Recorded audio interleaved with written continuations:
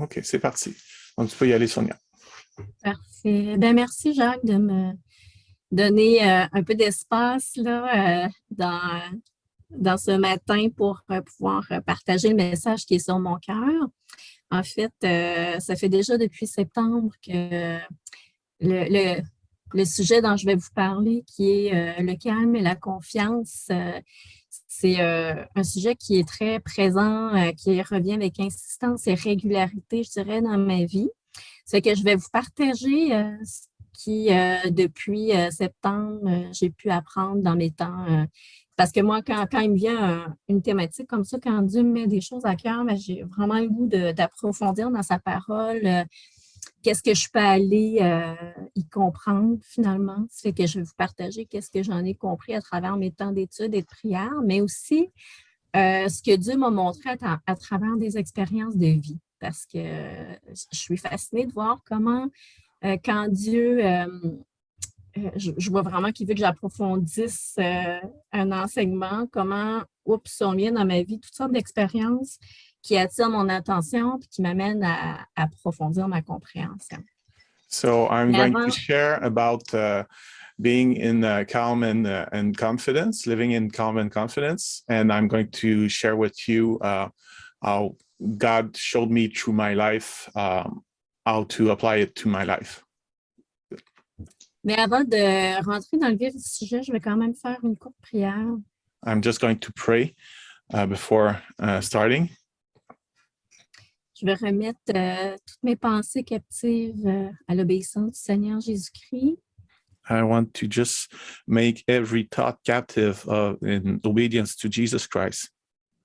Parce qu'au-delà de tout ce que j'ai pu comprendre et préparer pour ce matin, Seigneur Jésus, je veux être un instrument entre tes mains, que ton Esprit Saint soit vraiment actif en moi pour toucher le cœur des gens, que ce soit vraiment un message qui puisse être utile et inspirant pour que tes enfants, tous ceux qui écoutent le message, puissent en retirer des bénéfices, des bénédictions pour leur vie. Because I want to be used by you. I want your Holy Spirit to speak through me, and so that people could be changed by you, Lord. Alors, ce sur quoi on va s'attarder, je l'ai réparti en trois questions. Pardon. So I divided what I'm going to talk about in 3 questions. Premièrement, quoi? C'est quoi le calme? C'est quoi la confiance? So what is calm? What is trust? Et pourquoi? Pourquoi on devrait cultiver ces qualités-là dans notre vie? Et comment le faire? Comment s'approprier? Why should we cultivate that in our life, and how to do it?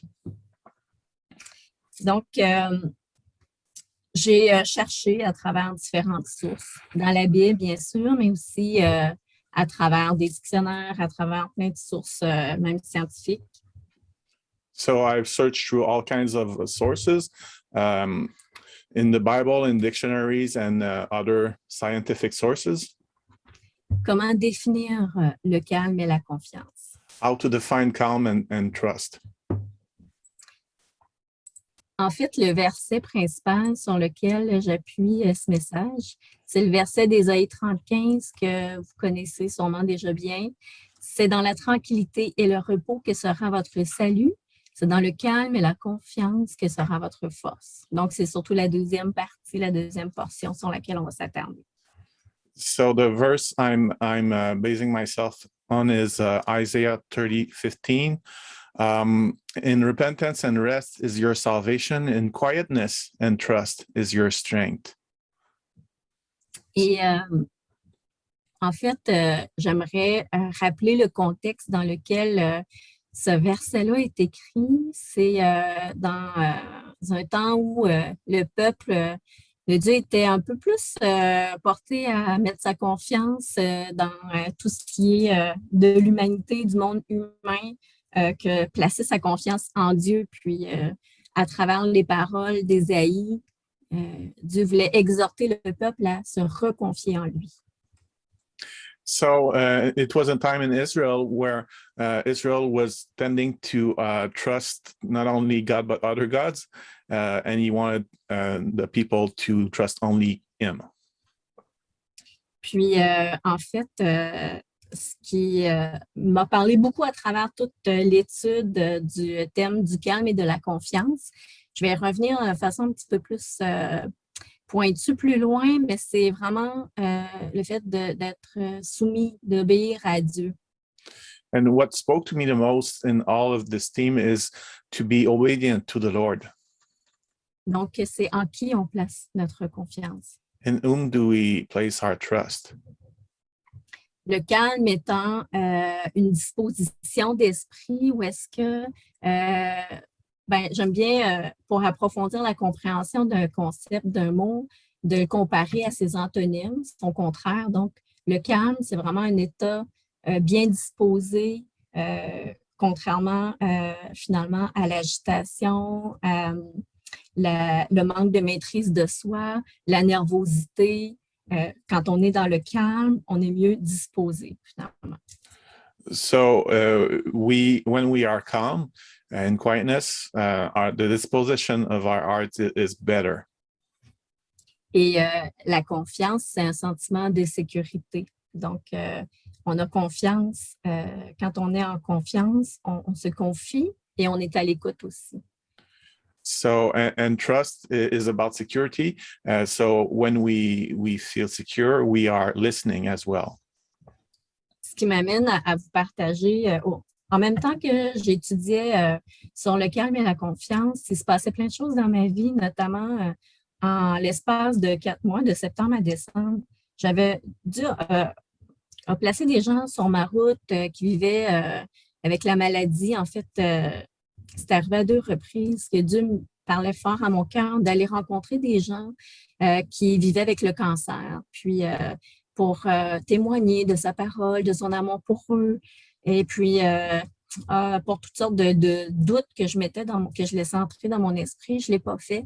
Mais je peux vous dire que je me sentais triste. Je n'ai pas obéi à ce moment-là. Ce n'est pas un exemple dont je suis fière, mais je me sentais vraiment pas bien. Je me sentais dans la honte, la tristesse. Je me sentais loser, si on peut dire.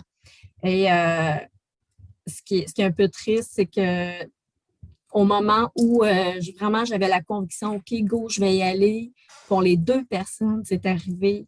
Je me suis levée un matin, j'avais sur mon cœur, je déclarais avec conviction la guérison, je demandais à Dieu d'agir, j'étais vraiment en feu là, pour aller témoigner. Et le jour même, j'apprends que la personne est décédée. Fait que ça m'a beaucoup attristée, mais j'ai appris, ça m'a donné une leçon. Donc, j'ai manqué d'obéissance et j'en ai eu des fruits dans ma vie. So a while ago, 2 persons that I knew got cancer, and I had on my heart to go and speak to them, but I never did, and I really felt ashamed. I felt sad about me not going. And for each of them, when I finally got to go and decide to talk to them, I learned that they were dead. So yeah, I really felt bad about those situations. Donc, verset aussi que je trouve intéressant pour faire un lien avec le calme et la confiance, c'est le verset excusez, là, je suis comme un petit peu. Dans le fond, je ramène le verset. C'est dans la tranquillité et le repos que sera votre salut. C'est dans le calme et la confiance que sera votre force. Ici, je vous ai mis une image que je trouvais qui parlait un petit peu. C'est un ours qui oublie qu'il est un ours finalement. Ça me ramenait au fait de, pour rester dans le calme et la confiance, c'est important de reconnaître qui on est en Christ et qui est Dieu. Et là, l'ours, lui, clairement, il a oublié que c'était un ours au travers des pingouins. Il se sent paniqué. Qu'est-ce qui se passe? Au secours, je suis énervé. Il est dans un état d'agitation qui est l'opposé du calme. Donc, il faut, dans les moments où est-ce qu'on se sent énervé, peut-être se rappeler justement qui on est en Christ. So I did put you an image of a bear among penguins, and you see that he's not calm at all. Yeah. And the thing is that he forgot he forgot that he's a bear, and it's the same for us as Christians. We forget who we are in some situations. Et justement, à ce propos, c'est de se rappeler qui est Dieu. Et c'est le verset là, que je voulais nommer tantôt, je suis allée un petit peu trop vite, c'est « Arrêtez et sachez que je suis Dieu. Je domine sur les nations, je domine sur la terre. » C'est le psaume 46, 10. Okay, and I put you another verse. It's Psalm 46:10. I'll just get it quickly in my Bible. 46:10. Be still and know that I am God. I will be exalted among the nation. I will be exalted in the earth. En d'autres mots, ce que Dieu nous dit, c'est « Restez tranquille, vous n'avez pas à vous énerver, je suis au contrôle. » So what God is saying to us is, you don't have to worry. I am in control. Je trouve que c'est un verset qui inspire drôlement là, le respect. Hein? Quand on parle de la crainte de Dieu, un respect vraiment de sa toute-puissance et de lui laisser le contrôle, justement. This verse is really telling us about how we should respect God because he's all-powerful. Donc, on continue. On a défini, c'était un peu brièvement là, le calme et la confiance. Qu'est-ce que le calme? Donc, c'est l'opposé du manque de maîtrise de soi, de l'agitation, de la nervosité. C'est un esprit bien disposé, attentif. Et la confiance, ben, c'est beaucoup en lien avec en quoi on place notre confiance. Donc, c'est directement lié à notre foi en Dieu. Donc, qui on est en Dieu et qui est Dieu, ça va nous aider à développer davantage notre foi et notre confiance. So we define quickly what calm and trust was. So calm is more about the disposition of our heart, and trust is more about who we put our trust in. So if we put our trust in God, it's a good thing. Good.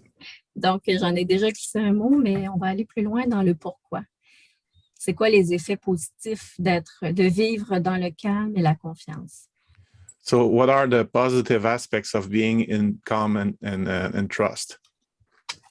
Donc, je vais vous exposer un petit peu là, les effets de placer notre confiance en Dieu. So what are the effects of placing our trust in God? Et pour ce faire, j'aimerais aussi lire le verset, il n'est pas inscrit sur la diapositive, mais je vais vous lire le verset de 2 Timothée 1,7 qui représente un peu ce qui est inscrit quand même. C'est « Car ce n'est pas un esprit de timidité, de lâcheté ou de défaitisme que Dieu nous a donné, mais un esprit de courage, d'amour et d'enthousiasme. C'est un esprit actif et aimant qui nous donne un jugement sain et une parfaite maîtrise de nous-mêmes. » So I'll read 2 Timothy 1:7. For the Spirit God gave us does not make us timid, but gives us power, love, and self-discipline. Et en fait, j'aime bien, pour illustrer ceci, prendre l'analogie de la mer. Quand un lac est calme, on voit au fond de l'eau. Tout est clair. Donc, c'est un peu comme notre esprit. Si on n'est pas dans un état de calme, qu'on est dans un état d'agitation, de nervosité, de frustration, ou est-ce qu'on n'a pas la maîtrise de nous-mêmes, c'est difficile de prendre des décisions et de voir clair. À l'opposé, si on est dans un état, une attitude de calme, comme la mer qui est comme on dit, comme un miroir, on va mieux voir en nous-mêmes ce que Dieu a à nous montrer. So I like to illustrate that with the sea versus a lake. In a lake is calm, it's clear, you can see through it. And when you're on the sea, it's more agitated, and there's not as much calm there. Puis à l'inverse, si notre état est agité, un peu comme la mer qui est agitée, mais le fond, il est trouble. On ne peut pas rien y voir. So we cannot see the bottom of the sea. It's all troubled. It's agitated. Oui, sans le lire au complet, je vous invite peut-être à lire aussi Colossiens 3:8 qui nous parle maintenant renoncer à la colère, à l'animosité, à la méchanceté. Donc, à travers sa parole, Dieu nous exhorte vraiment à développer une attitude de calme qui est à l'opposé de l'agitation et de la colère. So Colossians 3:8 says, "But now you must also rid yourself of all such things as these: anger, rage, malice, slander, and filthy language from your lips. Et toujours dans l'idée de comprendre pourquoi c'est bon finalement, quels avantages on a à cultiver une attitude de calme et de confiance. C'est aussi bon pour la santé. So being calm and in trust is also good for your health. Plusieurs versets dans la Bible nous disent, par exemple, « Écoute mon fils et reçois mes paroles et les années de ta vie te seront multipliées. » Proverbe 4:10. So Proverbs 4:10 says, "Listen, my son, accept what I say, and the years of your life will be many." Ou encore, un cœur joyeux est un bon remède, mais un esprit abattu dessèche les eaux. Dans Or in Proverbe 17:22. Or in Proverbs 17:22, a cheerful heart is good medicine, but a crushed spirit dries up the bones. Je trouve ça fascinant. Vous savez, bon, la plupart d'entre vous savez que je suis une enseignante dans la vie. J'ai enseigné à l'université pendant de nombreuses années, puis j'ai fait des études à la maîtrise. Fait que je m'intéresse beaucoup à tout ce qui est recherche scientifique, et notamment en lien avec la santé mentale, la santé psychologique.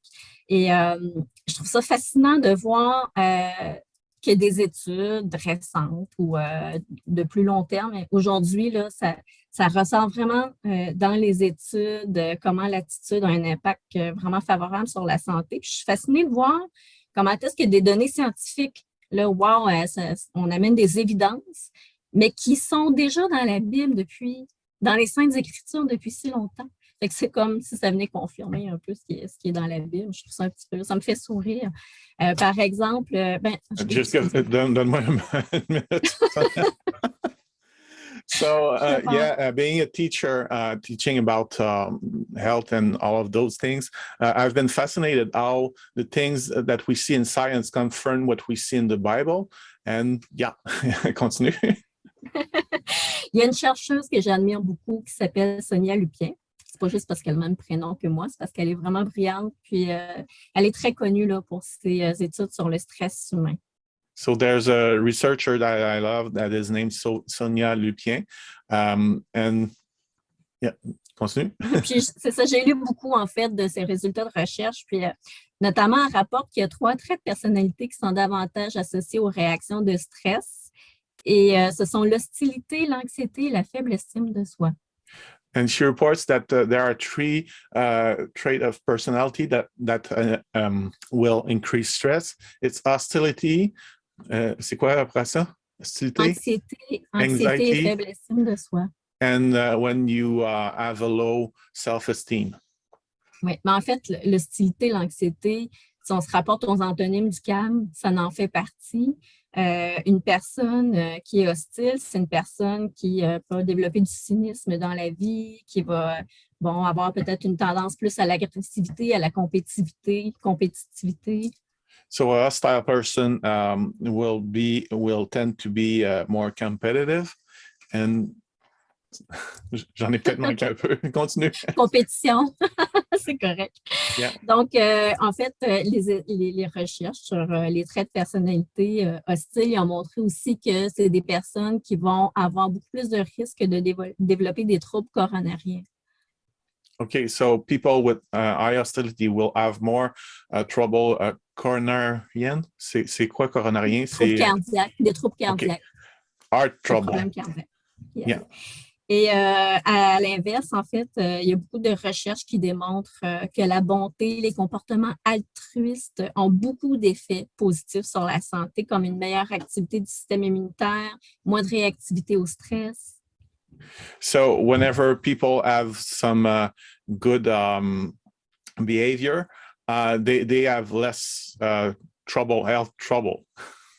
Il y a même un grand nombre d'études qui regroupent des personnes centenaires au Japon, en Suède, aux États-Unis, en Europe. There's even a study with people who are more than 100-year-olds in Europe and other places. Qui ont démontré que les personnes qui ont une plus longue longévité, ils présentent des caractéristiques communes, dont une attitude positive et bienveillante.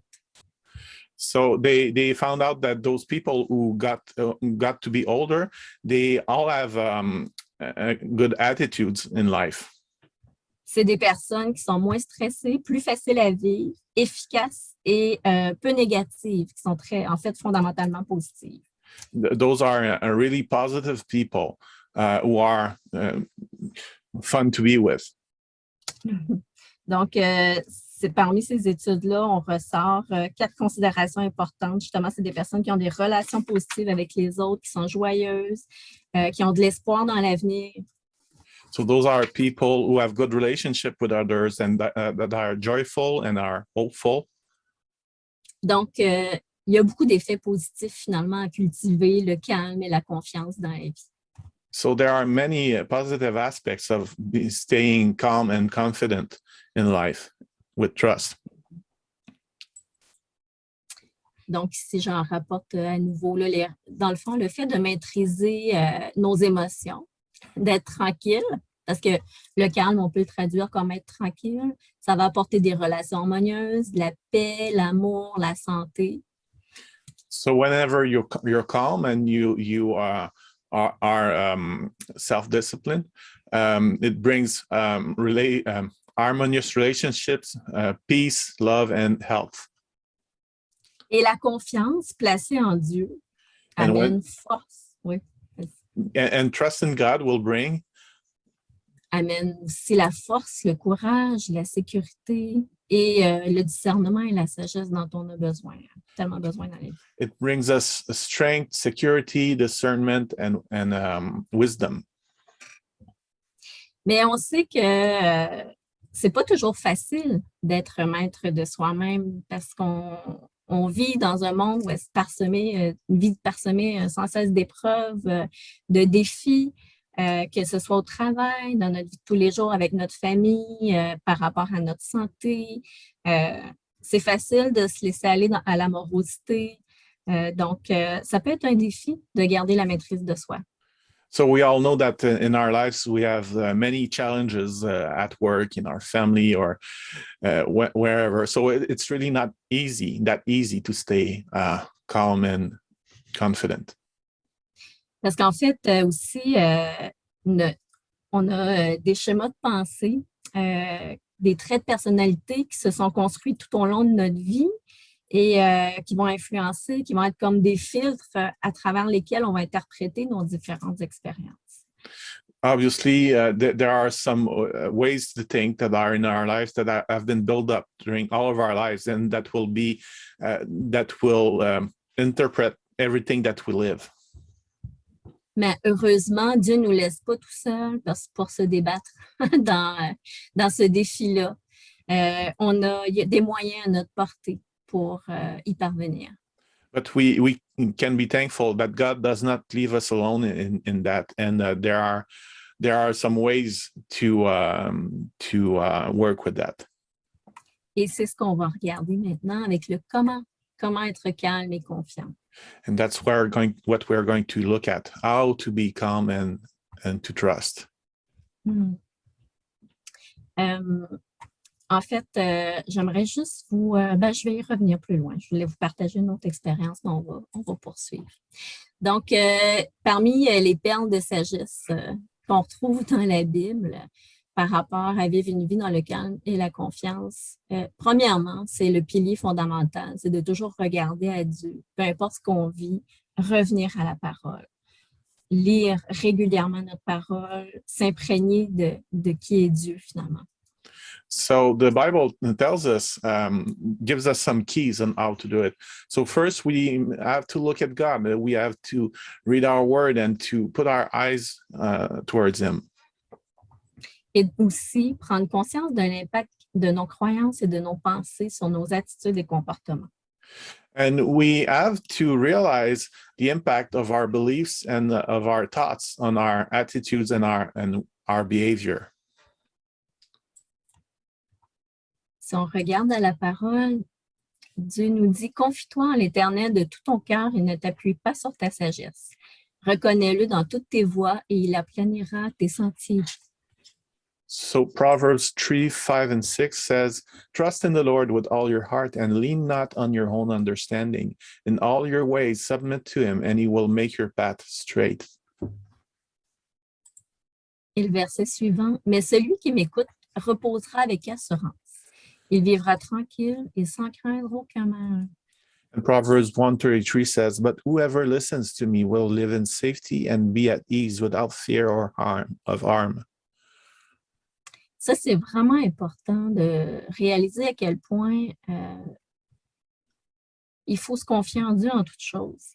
Et tantôt, je vous partageais des expériences moins agréables où est-ce que j'ai pas réussi à obéir à ce que Dieu me demandait. So it's really important to realize that we have to put our trust in God in all things. And I shared with you some stories where I wasn't successful in putting my trust in the Lord. Mais je vous certifie aussi qu'à de nombreuses reprises dans ma vie, j'ai fait l'inverse. Heureusement, j'ai obéi à ce que Dieu me montrait, même si ça pouvait m'apparaître irrationnel ou insécurisant. J'ai choisi, à chaque fois que j'ai choisi d'écouter ce que Dieu mettait comme conviction dans mon cœur, il en est ressorti des grands fruits. But I can share with you that many times in my life, I chose to trust the Lord. And every time I did put my trust in the Lord and was obedient to what he asked me, some good fruits came out of that.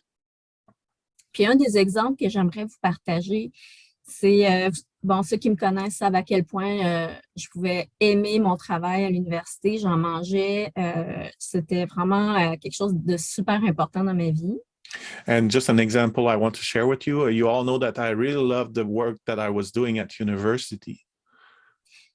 J'étais très attachée aussi à notre maison à Gaspé, notre lieu que Dieu nous avait donné. C'était vraiment une bénédiction de Dieu. On n'aurait jamais pu se payer ça. Si c'était de Dieu, j'en suis certaine.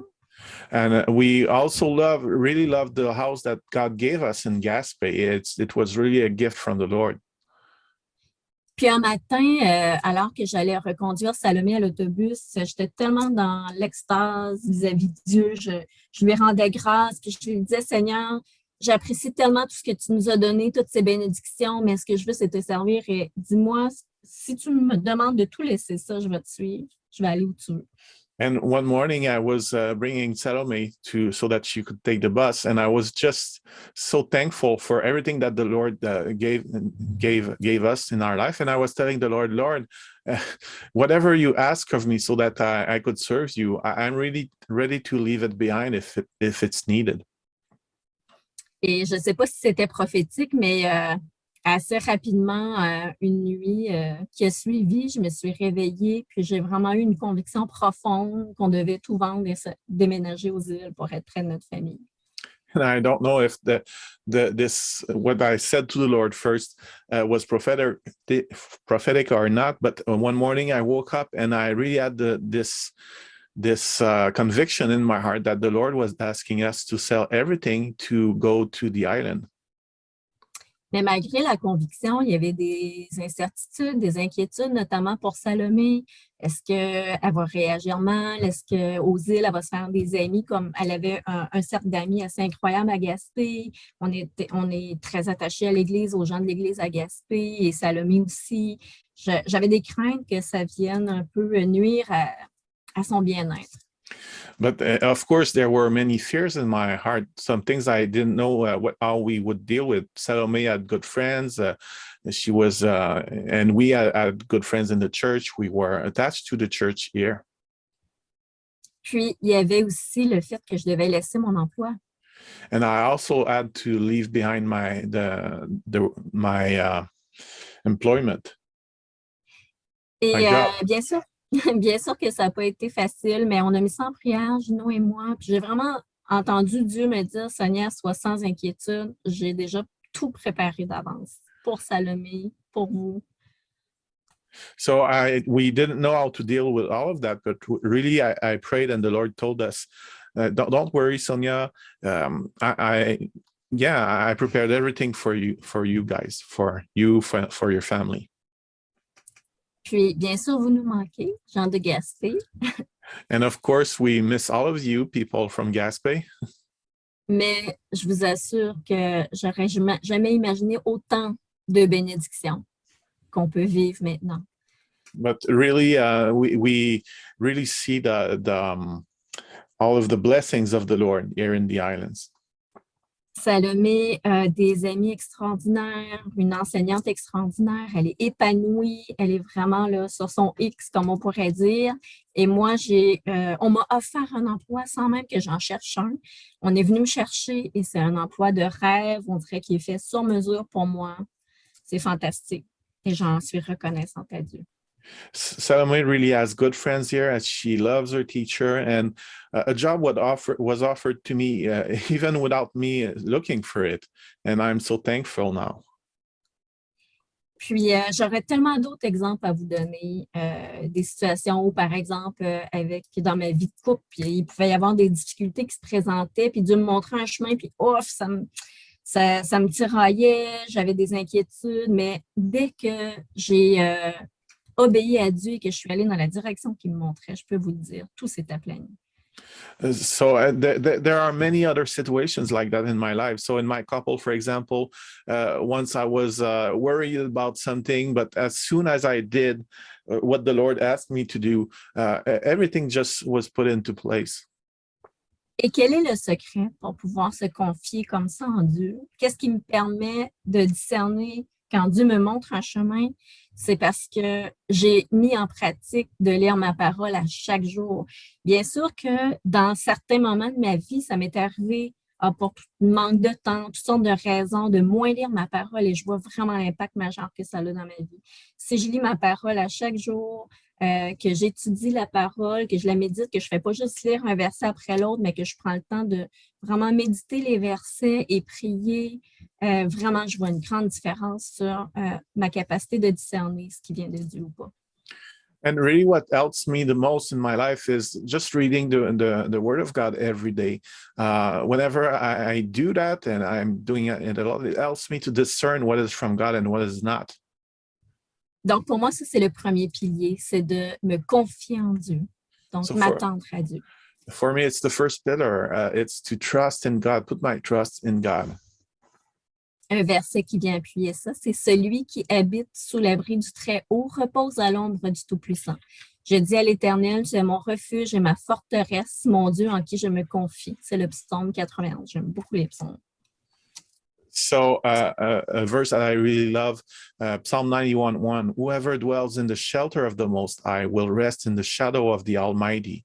I will say to the Lord, He is my refuge and my fortress, my God in whom I trust. Personnellement, quand je médite ce verset-là, pour moi, une habitation, c'est quelque chose de permanent, c'est quelque chose de long terme. C'est pas quelque chose qu'on va visiter une journée par semaine. C'est vraiment d'être dans la présence de Dieu, dans la régularité. Un abri, ça nous place en sécurité, ça nous met justement dans une situation où quand on est près de Dieu, qu'on ne craint rien. Et à l'ombre du Très-Haut, pour moi, Dieu, il y a une vision beaucoup plus large que nous des situations. Et il est tout-puissant, il est éternel. So what I really love about this verse is that it speaks about dwelling in the Lord. And yeah, when you dwell somewhere, it's the place where you live. So you have to be there all the time. And it just tells us how, He is the Almighty. We rest in His shadow, and He has a different perspective than ours. Mm. Et la deuxième partie, en fait, que je vous ai nommée tout à l'heure, l'importance de porter attention à nos pensées, à ce qu'on laisse entrer en nous. Et en fait, là, je m'approche de la fin du message. Là, on s'en va vers la conclusion. Mais bien sûr, se confier en Dieu en toutes choses. Mais je pense que comme chrétien, Dieu s'attend aussi à ce qu'on fasse des efforts. Je pense que tous les chrétiens, on devrait voir à développer nos compétences socio-émotionnelles, l'intelligence émotionnelle, la gestion du stress et de l'anxiété. Si on veut vivre dans le calme, on ne peut pas oublier qu'on est aussi des êtres. Bien sûr, on est un esprit, surtout quand en plus on est né de nouveau, on a l'esprit de Dieu en nous, mais on est encore dans un corps de chair, avec des émotions, des hormones, des pensées. So the last thing I want to speak about is our thought, and we have our part to do into that, and we need to manage our thought. Et justement, je lisais une étude récemment qui avait évalué à l'aide d'imagerie cérébrale le nombre de pensées différentes qu'on peut avoir dans une journée. Je crois que c'est de l'ordre de 6200. En tout cas, ça en fait beaucoup. So there's a study that evaluates that there are about 6,200 thoughts that we have in a day. It's a lot. Puis les pensées nous viennent de toutes sortes de sources. En fait, ce dont on se nourrit, que ce soit la télévision, ce que je lis, ce que j'écoute, ce que je regarde, qu'est-ce que j'entretiens, qu'est-ce que je laisse rentrer dans ma vie, ça va influencer beaucoup mes pensées. And thoughts have different sources, and it's really influenced by what we read, what we listen to, what we look at. Mais aussi, si je ne peux pas choisir mes pensées, je ne choisis pas toujours les pensées qui entrent dans ma tête, il y a des versets là-dessus, mais je peux choisir par contre d'y porter attention ou non. Je peux modifier mon focus attentionnel en tout temps, c'est un choix que j'ai. And the reality is that we don't always choose the thoughts that come into our heads, but we can choose whether or not we will put attention on it, whether or not we will, feed them. Et la parole nous dit clairement qu'on doit maîtriser nos pensées. And Dans Proverbe, the word is telling us that we should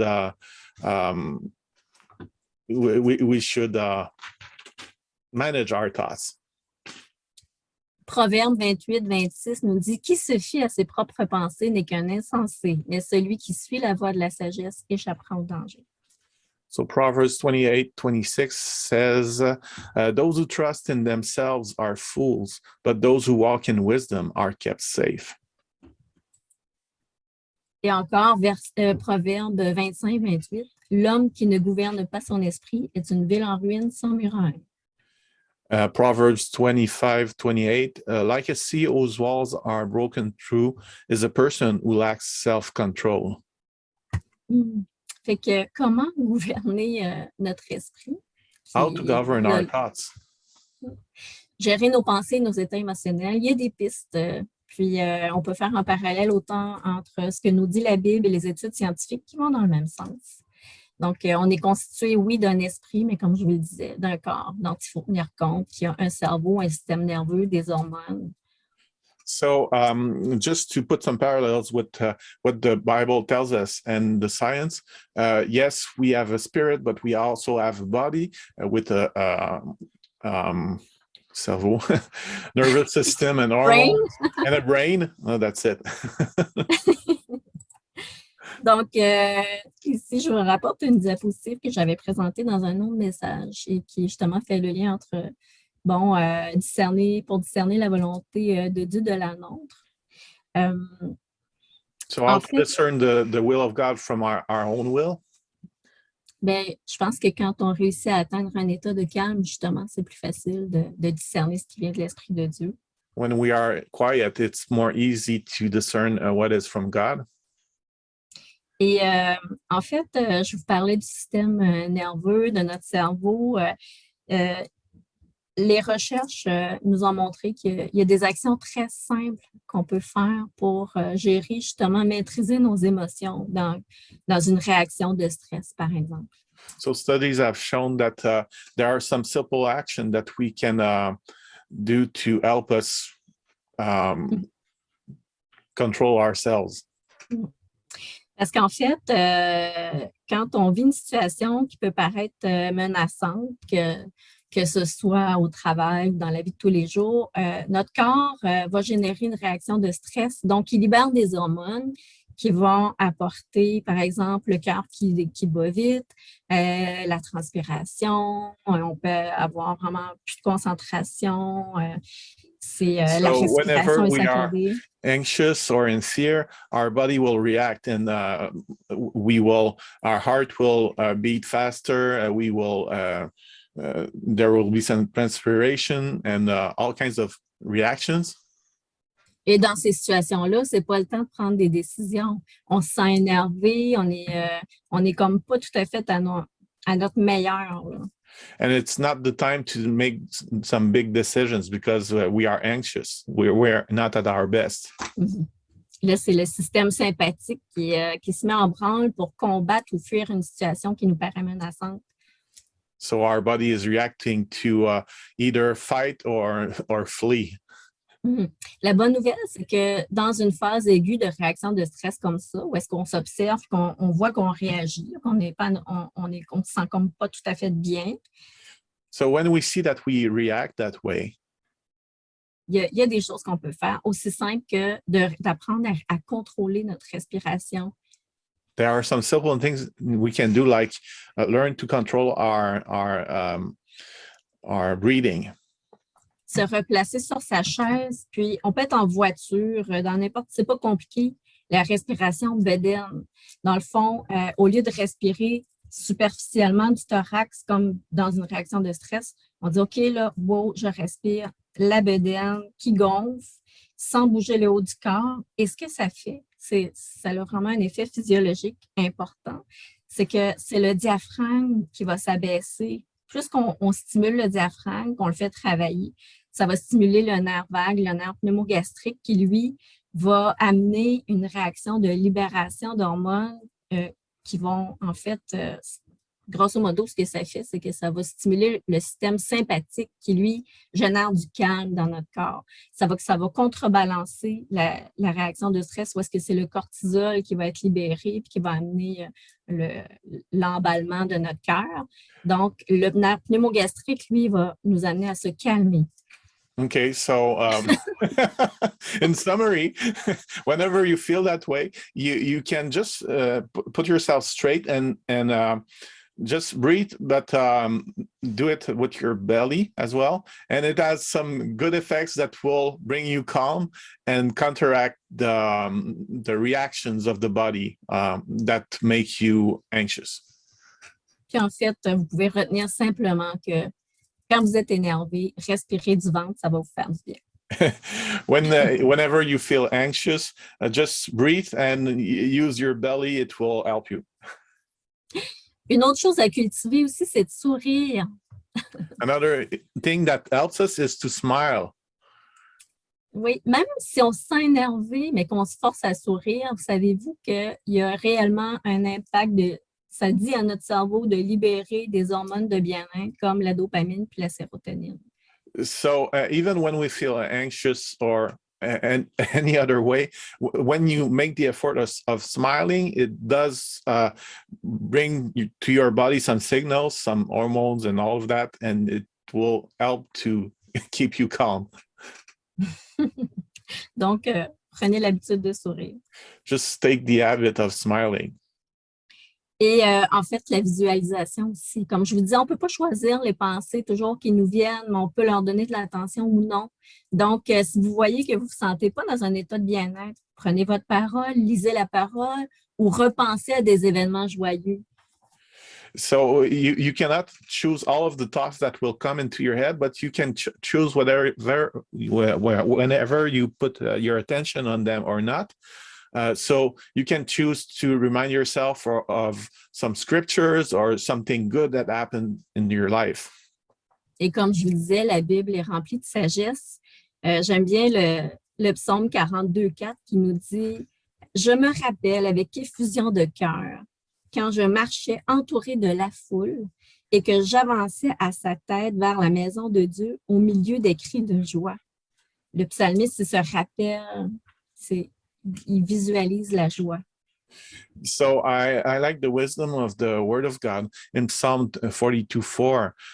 David tells us, "These things I remember and pour out my soul. How I used to go to the house of God under the protection of the Mighty One with shouts of joy and praise among the festive throng." So he chooses to remember some good things. Et vraiment maintenant, pour conclure, en fait, là, je vous parle d'outils que vous pouvez utiliser dans le feu de l'action pour atténuer une réaction de stress, pour mieux maîtriser vos émotions. So to conclude, now I share with you some tools to use whenever you're in the action, when you are feeling anxious. So those are tools to help you calm you down.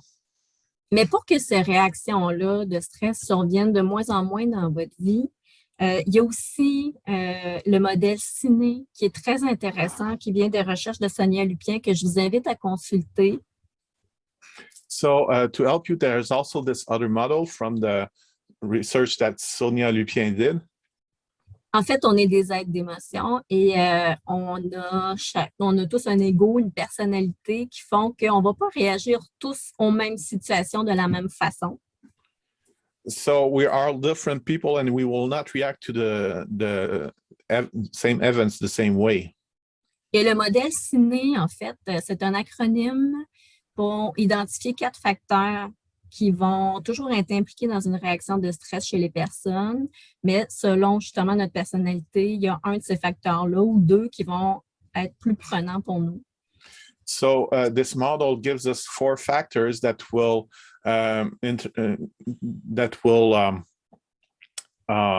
contribute to our reaction, and it will not be the same factors for everyone. Et je vais juste vous les nommer rapidement. C, c'est pour le contrôle. Donc, surtout les personnes qui ont tendance à faire de l'anxiété ou pas, mais bon, beaucoup les personnes anxieuses vont avoir besoin de contrôler leur environnement. Et quand on n'a pas de contrôle sur une situation, ça peut être une source de stress pour certaines personnes. So the first behavior is control. Whenever we are anxious, some people will tend to control everything that they have around them. Et I, la deuxième lettre, c'est pour les imprévus. E is for imprévus, unexpected things that are happening. Oui, des situations qui surviennent sur l'entrefaite qu'on n'avait pas prévues. Pour certaines personnes, ça peut être une source de stress. Par exemple, vous avez des amis qui débarquent chez vous juste avant l'heure du souper, puis vous n'avez pas fait votre ménage. Peut-être que ça ne vous stressera pas si ce n'est pas quelque chose qui vous gêne, mais pour certains, ça peut être une grande source de stress. So whenever things that are happening that are not expected, like your friends are coming right before it's time to eat, for some people, it will not be that big of a deal, but for others, it will be a source of anxiety. Et ensuite, la lettre N, c'est pour la nouveauté, ce qui est nouveau dans la vie. And then there's everything that is new in our life. Et le dernier, c'est l'ego. Ça, il n'y a pas beaucoup de monde qui y échappe. C'est en lien avec notre valeur personnelle. Donc, si quelque chose vient comme confronter, vient me faire douter de ma valeur dans certaines situations, ça peut être une source de stress. Par exemple, si vous êtes au travail et qu'on remet en question la qualité de votre travail, mais pour certains, ça peut être vraiment frustrant et gênant. So the last one is ego. So everything that brings into question our value can be a source of anxiety, like if we are not appreciated at our job. Si vous êtes quelqu'un qui est assez sûr de vous-même, que vous avez une forte estime personnelle, peut-être que ce n'est pas un élément qui va tant vous gêner. And some people have a higher esteem of themselves, and it will not be that much of a deal for them. Je pourrais vous parler du sujet de la gestion du stress et de l'anxiété pendant des heures. C'est un sujet qui me passionne, mais ce n'est pas l'objet de la rencontre aujourd'hui. Par contre, si vous avez envie d'en savoir plus, j'ai mis sur la dernière diapo. En fait, vous pouvez chercher simplement sur Google Centre d'études sur le stress humain, Sonia Lupien. Et sur le site, vous avez même un endroit où vous pouvez répondre à un questionnaire et on va vous présenter quels sont pour vous les facteurs qui sont les plus stressants. So I could talk for a long time about that. It's really something that a subject that I like. But if you'd like to go further, you can search for Sonia Lupien on the web, and you can find a website. And there are some tests that you can take that will help you understand yourself, and it's really good. Donc, en conclusion, vivre le calme et la confiance, c'est vraiment une bénédiction pour soi-même, mais aussi pour les personnes qui nous entourent, parce que si on gère mieux notre stress, on va avoir des relations plus harmonieuses, agréables, les gens vont se sentir plus compris et aimés. So, in conclusion, to live in quietness and in trust, it's a blessing for ourselves and for the people who are around us, because we will have an harmonious relationship with them. Une des façons de grandir en maturité dans notre vie chrétienne, comme dans la vie en général, c'est vraiment d'apprendre à s'observer soi-même, développer ce qu'on appelle la pratique réflexive, apprendre à se poser des questions dans l'action et à être honnête avec soi-même. So a good way to grow in maturity in our Christian walk and in life is to learn to look at ourselves and to be honest with ourselves. Juste comme ça, j'aimerais que vous vous posiez la question pour vous-même en lien avec la capacité de maîtrise de soi pour voir juste là, maintenant, où vous vous situez. Donc, pour vous-même, laquelle des affirmations ci-dessous correspond le plus, vous correspond le plus dans la vie de tous les jours?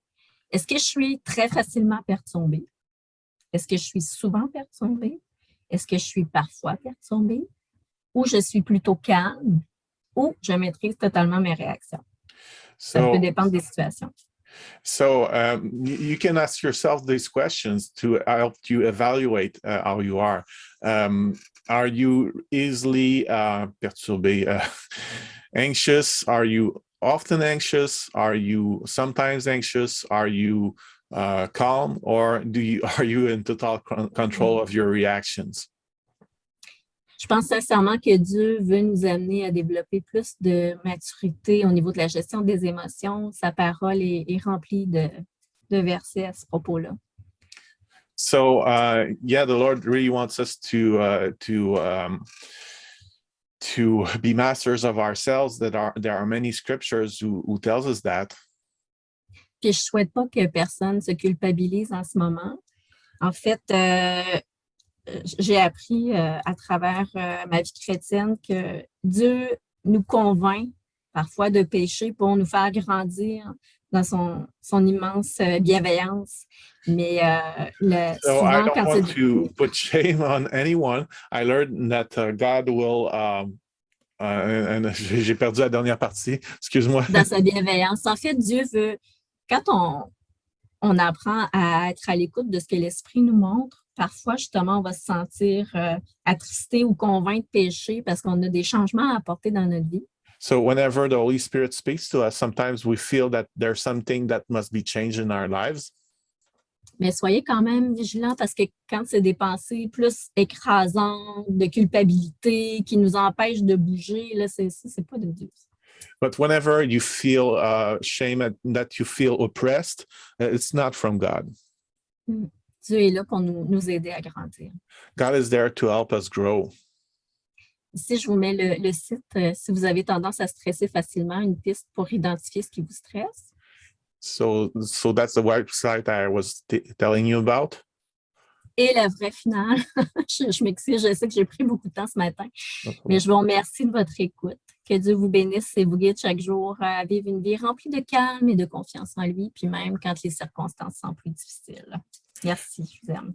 So thank you for listening, and may God bless you and guide you every day to live a life full of trust and calm in Him, and even when things are challenging around us. So. Je vais arrêter le partage. So I'll just stop the sharing. Aimerais-tu prier pour nous, pour terminer? Oui, certainement. Père éternel, je te prie de vraiment toucher le cœur de mes frères et sœurs ce matin. Lord God, touch the heart of my brothers and sisters this morning. Les accueillir dans ton amour et ta bienveillance. Just welcome them in your love and in your love. Et vraiment de les bénir en leur montrant combien tu les aimes et combien tu es là pour eux. Just bless them and showing them how you love them and you're there for them.